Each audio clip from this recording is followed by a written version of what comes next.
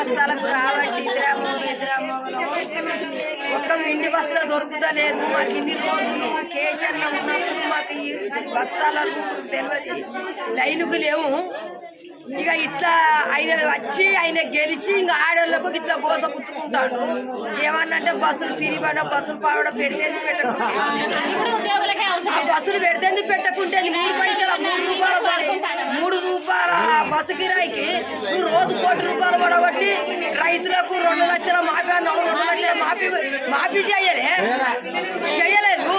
ఇక నేను ఇంత రాజ్యం వెళ్తానని నువ్వు రాజ్యం వెళ్తాను వచ్చి రైతులకు ఉంచుతాను. రైతులు దత్తాలు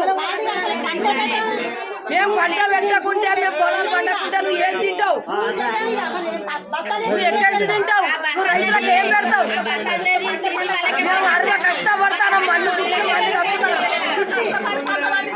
మేము మన్ను బుక్కి మన్ను కక్కుతాను, ఎండలు ఏడుతాను, వానలు కడతాను, పిల్లలు జల్లలు ఏడుతాను.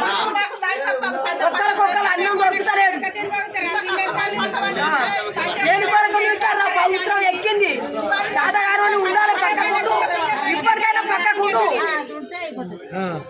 ఎవడో పొలం ఉన్నాడు వెళ్తాడు. రైతుకి